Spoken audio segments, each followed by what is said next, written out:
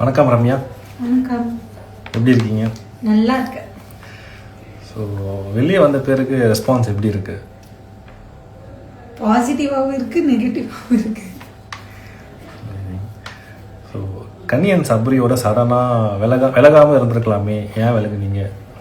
அதாவது எல்லாரும் உள்ளே இருக்கிறவங்களா இருக்கட்டும், எங்கள் வீட்டு சைடில் இருந்து இருக்கட்டும், வெளியில் இருக்கிற எல்லாருமே நான் ஒவ்வொரு ஷேடோக்குள்ளே இருக்கேன், அவங்க 2 பேரும் என்னோட கேமை தடுக்கிறாங்க அந்த மாதிரி சொன்னாங்க. ஸோ என்னை பொறுத்த வரைக்கும் அவங்க 2 பேரும் எந்த ஒரு விஷயத்துலையும் என்னோட கேமை தடுக்கலை, நானும் அவங்களோட கேமை தடுக்கலை. அவங்க கேம் அவங்க ஆடிட்டு இருந்தாங்க, என் கேம் நான் ஆடிட்டு இருந்தேன். அவங்க கூட க்ளோஸாக இருக்கிறதுனால எல்லாருக்கும் அப்படி தெரிஞ்சிச்சுன்னு நினைக்கிறேன். எனக்கு எங்கள் வீட்டிலேருந்து சொன்ன உடனே சரி ஓகே, எல்லாரும் அப்படி சொல்கிறாங்க, வெளியில் எப்படி ப்ரொஜெக்ட் ஆகுதுன்னு நமக்கு தெரியாது, ஒருவேளை இப்படி ப்ரொஜெக்டாக இருந்தால் சரி ஓகே நம்ம விலகுவோம், எல்லாரும் சொல்கிறாங்களே அப்படின்னு சொல்லி நான் விலக ஆரம்பித்தேன். எந்த இடத்துல நீங்கள் டவுன் ஆனீங்கன்னு நினைக்கிறீங்க? நான் நினைக்கிற Vijay Sethupathi sir 4th வீக்லேயோ 5th வீக்லேயோ ரொம்ப கோவப்படுறீங்க, எல்லாரும் ரொம்ப கத்துறீங்க அப்படின்னு சொன்னப்போ ஓகே நம்ம கோவப்படக்கூடாது, நம்ம கத்தக்கூடாது அப்படின்னு அங்கேருந்து நான் டவுன் ஆன மாதிரி எனக்கு ஒரு ஃபீல். ரம்யா அக்கா காப்பி குடிச்சிங்களா அப்படின்னு கேட்டிருக்காங்க. குடிச்சேன். ஸோ நீங்கள் ஒரு விஷயத்துக்காக பிக் பாஸ் வீட்டுக்கு போயிருப்பீங்க, அந்த விஷயம் நிறைவேறிச்சா? அது நிறைவேறல, பட் ஒரு 50% நிறைவேறி இருக்கு, 50% நிறைவேறல. வீட்டில் யார் ஃபேக்காக இருக்காங்க இப்போ வரைக்கும்? கேமே ஆடாமல் ஒரு மாதிரி அவங்களுக்கு காமிச்சிக்காமல் ஒரு ஃபேக்காகவே இருக்காங்க. எனக்கு உண்மையாகவே அது தெரியாது, இருந்தாலும் நீங்கள் கேட்குறீங்க, என்னோட பாயிண்ட் ஆஃப் வியூவில் இருந்து சொல்கிறேன். எல்லாரும் சொல்கிறாங்க சபரி அண்ணனுக்கு வெளியில் வேறு ஃபேஸ் இருக்குது, அவர் ரொம்ப கோவப்படுவார், இந்த மாதிரி ஒரு அமைதியான சபரியை நாங்கள் பார்த்ததே இல்லை, உள்ளே வேறு மாதிரி இருக்கார் அப்படின்னு சொல்கிறாங்க. ஆனால் ஃபஸ்ட்டு வீக்லேருந்து 10th வீக் வரைக்கும் நான் சபரியை எப்படி பார்த்தேனோ சபரி அப்படியே தான் இருக்கார். மேபி எல்லாரும் சொல்கிற மாதிரி அவருக்கு பின்னாடி ஒரு கோவமான ஃபேஸ் இருக்கலாம், ஒருவேளை அதை ஹைட் பண்ணி அவர் சாஃப்டாக இருக்கலாம், எனக்கு தெரியாது. எல்லாரும் சொல்கிறத வச்சு நான் சொல்கிறேன். உங்களுக்கு பிடிச்ச டாஸ்க்னா எந்த டாஸ்க் சொல்லுங்க? School task. யார் டைட்டில் வின் பண்ணுவாங்கன்னு நீங்கள் நினைக்கிறீங்க? நான் பிடிச்சவங்க வின் பண்ணணும்னா நான் ஒன்று கனி சபரி சொல்லுவேன், இல்லை வெளியில் வந்தப்புறமா மக்கள் இங்கே வெளியில் நடக்கிறதெல்லாம் வச்சு பார்க்கும்போது திவ்யா இல்லைன்னா வினோத் பண்ணுவாங்க.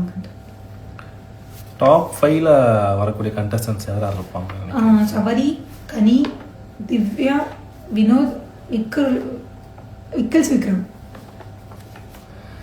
பிக் பாஸ் வீட்டில் நீங்கள் கற்றுக்கிட்ட ஒரு விஷயம்னா என்ன விஷயம்? நமக்குள்ள எவ்வளோ ஃபீல் இருந்தாலும் அதை வெளில சொல்லக்கூடாது, எவ்வளோ கஷ்டம் இருந்தாலும் அழக்கூடாது, ஒருத்தங்க முன்னாடி அழக்கூடாது. அதுக்கப்புறம் பாசத்தை எந்த இடத்துலையும் தேடக்கூடாது. அந்த வீக் நீங்கள் ஹெல்மெட் ஆகலைன்னா வேறு யாராக இருப்பாங்க நினைக்கிறீங்க? எனக்கு தெரியும் அந்த வீக் நான் தான் ஆவேன்னு. ஒருவேளை நான் ஆகலைன்னா எஃப்ஜேயும் வியானா டபுள் எவிக்ஷன் எனக்கு முன்னாடியே தெரியும், ஏன்னா 5th வீக் ஒரு டபுள் எவிக்ஷன் நடந்திருந்தது. ஸோ 10th வீக் இன்னொரு எவிக்ஷன் நடக்கும், டபுள் எவிக்ஷன் நடக்கும்னு எனக்கு ஒரு கெஸ் இருந்தது. ஸோ அதை வச்சு எனக்கு தோண வரைக்கும் நான் வியானா போவோன்றது எங்கள் 2 பேருக்கும் முன்னாடியே தெரியும். நான் இல்லாமல் போகிறதுனா எஃப்ஜேயும் வியானா போயிருப்பாங்க. பார்வை பற்றி சொல்லுங்கள். பார்வை பற்றி சொல்லணும்னா, பார்வை ஒருத்தங்க கிட்ட ஒரு விஷயத்த சொல்கிறாங்கன்னா அதுக்கு பின்னாடி அவங்க 1000 பிளான் பண்ணி வச்சுருப்பாங்க. அது என்ன மாதிரி ஒரு முட்டாள் நம்பி ஏமாந்து நல்ல விபூத்தி வாங்கியிருக்கேன் அவங்ககிட்ட. உஷாராக இருக்கிறவங்க அதை உஷாராக எடுத்துப்பாங்க, ஒன்றுமே தெரியாமல் இருக்கிறவங்க அதை வேறு மாதிரி எடுத்துப்பாங்க. என்னை பொறுத்த வரைக்கும் பார்வதி அந்த பக்கெட் விஷயத்தில் அவங்க அது பண்ணது என்னை பொறுத்த வரைக்கும் ரொம்ப ரொம்ப ரொம்ப ரொம்ப ரொம்ப தப்புன்னு எனக்கு தோணுது. எந்த காரணத்துக்காக நீங்கள் ஹெல்மெட் ஆயிருப்பீங்கன்னு நினைக்கிறீங்க? நான் விஜய் சேதுபதி சார்கிட்ட அந்த மாதிரி கோவப்பட்டு போகிறேன்னு சொன்னதுனால. ஸோ கன்னி கூட என்ன பிரச்சனை, ஏன் வெளியே வரும்போது அப்படி பேசுனீங்க? சீரியஸாக சொல்கிறேன், என் அம்மா சத்தியமாக சொல்கிறேன், எனக்கும் கனிக்கும் எந்த பிரச்சனையும் கிடையாது. எனக்கு கனியும் சபரியும் ரொம்ப ரொம்ப ரொம்ப ரொம்ப ரொம்ப ரொம்ப பிடிக்கும், அதில் எந்த ஒரு மாற்றமும் கிடையாது. நான் அவங்கள விலகி இருக்கும்போது கூட நான் ஒவ்வொரு நாளும் கனிக்காக அழுதுருக்கேன். கனிக்கிட்ட கேட்டு பாருங்க நீங்கள் வேணும்னா வெளியில் வந்தப்புறமா. நானும் கனியும் நல்லா இருக்கும்போது நான் அவங்ககிட்ட ஒரு விஷயம் பேசியிருந்தேன். நான் எவிக்ட் ஆகிட்டு போகும்போது நீ எனக்காக அழுகணும், ஒருவேளை நீ அழுகலைன்னா நான் உன்னை கிள்ளி விட்டு அழ வச்சிருவேன் அப்படின்னு நான் கனிக்கிட்ட சொல்லியிருந்தேன். நான் வரும்போது அவங்க அழுகலை. ஸோ நான் ஸ்டேஜில் போய் அந்த டிவியில் பார்க்கும்போது அவங்க கண்ணு கலங்கி இருந்தது. அப்போ நான் சொன்னேன், நடிக்காத பச்சையாக தெரியுதுன்னு நான் நார்மலாக சொன்னேன். அதை வெளியில் ஒரு இது பண்ணி அப்படி இப்படின்னு பண்ணியிருக்காங்க. நான் ஏசப்பா மேலே சத்தியமாக, பைபிள் மேலே சத்தியமாக சொல்கிறேன், நான் நார்மலாக தான் சொன்னேன். இதை நம்புறவங்க நம்பலாம், நம்பாமல் இருக்கிறவங்க நம்பாமல் இருக்கலாம், அது உங்கள் விருப்பம். சொல்கிறது ஏன் விருப்பம் சொல்கிறேன். சத்தியமாக நான் அந்த மாதிரி சொல்லவே கிடையாது. அவங்க தங்கச்சிக்கு கூட நான் டிஎம் பண்ணேன், அவங்க எதுவுமே பார்க்கல. ஸோ நான் அந்த அர்த்தத்தில் உண்மையாகவே சொல்லலை. கனிக்கு எனக்கு அவங்க மேலே இருக்கிற ஃபீலிங் எப்போவுமே ஒன்று தான். எனக்கு அவங்கள ரொம்ப பிடிக்கும். கேமுக்காக மட்டும்தான் நான் 4 வாரம் சபரியும் கனியும் தள்ளி வச்சுருந்தேன் தவிர, மற்றபடி என்னை பொறுத்த வரைக்கும் கனியும் சபரியும் 2 பேரும் எனக்கு ரொம்ப நல்ல ஒரு பியூர் சோல்ஸ் 2 பேரும். நீங்கள் வெளில வந்தப்புறமா கனிக்கிட்ட கூட கேட்டு பாருங்கள். நான் நார்மலாகவே அப்படி தான் பேசுவேன். எனக்கு நான் ஒரு வார்த்தை தெரியாதனமாக தமிழில் பேசிடுவேன். அதுக்கு இந்த மாதிரி அர்த்தம் இருக்கும், நீ அந்த மாதிரி பேசாதுன்னு சொல்லி கனி தான் எனக்கு அட்வைஸே பண்ணியிருப்பாங்க நிறைய வாட்டி. நீ இது தப்பு, நீ இப்படி பேசக்கூடாது பாப்பா, நீ இப்படி பேசணும் அப்படின்னு ஒவ்வொரு விஷயமும் எனக்கு கனி சொல்லி கொடுப்பாங்க. வெளியில் இருக்கிறவங்க 1000 புரிஞ்சுக்கலாம், ஆனால் கனிக்கு தெரியும் நான் எந்த அர்த்தத்தில் சொல்லியிருப்பேன்னு. வெளியில் வந்த அப்புறமா நீங்கள் இந்த கொஷனை கனிக்கிட்ட கேளுங்க, கனியை சொல்லுவாங்க என்னை பற்றி என்ன. பிக் பாஸ் வீட்டில் இருக்கிற கண்டஸ்டன்ஸ் உங்களோட ஃபேவரட் 2 பேர்னா யார்? சபரி, கனி. அமேசிங். ஸோ 70 நாள் இருந்திருக்கீங்க. அந்த ஓவரால் பிபியோட எக்ஸ்பீரியன்ஸ் எப்படி இருந்தது உங்களுக்குள்ள? வேற லெவலில் இருந்தது. இவ்வளோ நாள் வெளியில தான் அடி வாங்கிட்டு இருந்தோம், அதுக்கப்புறம் போய் உள்ள அடி வாங்கினோம். எப்படின்னா வெளியில இருக்கும்போது நிறைய அடி வாங்கினோம், யாருக்கும் தெரியாமல் மெயின்டைன் பண்ணோம். உள்ளே போய் நிறைய அடி வாங்கினோம், தெரியாமல் மெயின்டைன் பண்ண முடியல. இப்போ வெளியில் இருக்கும்போது அழுகாமல் அப்படியே கெட்ட வார்த்தை பேசிட்டு தைரியமாக இருக்கிற மாதிரி நடிச்சிட்டு அப்படி இப்படி எப்படியோ இருந்துட்டோம். ஆனால் உள்ளே அந்த மாதிரி இருக்க முடியல. முடிஞ்ச அளவுக்கு ட்ரை பண்ணேன். பட் ஒரு கட்டத்துக்கு மேலே என்னால் அதை தாங்க முடியாமல் திருப்பி பழைய ரம்யா வெளியில் வந்துட்டேன். ஏதாச்சும் சொன்ன ஹர்ட் ஆகுறது, அழுகிறது, இந்த மாதிரி ரொம்ப உடஞ்சிட்டேன். பட் என்னால் நான் நிறைய வாட்டி ட்ரை பண்ணேன், உடையக்கூடாது, அழகக்கூடாது அப்படின்னு. பட் என்னால் அது முடியல. ஸோ மக்களுக்காக என்ன சொல்ல விரும்புகிறீங்க? மக்களுக்கு என்ன சொல்ல விரும்புகிறேன்னா 2 விஷயம் சொல்ல விரும்புகிறேன், 3 விஷயம் சொல்ல விரும்புகிறேன். 1, நான் கனியை அந்த அர்த்தத்தில் சத்தியமாக சொல்லலை. இன்னொன்று, சபரி கேம் என்னால் கெட்டுருச்சுன்னு சொல்கிறீங்க நிறைய பேர். கிடையவே கிடையாது. நீங்கள் வேணும்னா அவன் வெளியில் வந்த அப்புறமா கேட்டு பாருங்கள். அவன் கேம் அவன் ஆடிட்டோன்னு சொல்லி அவனை விட்டு விலகி போனது நான்.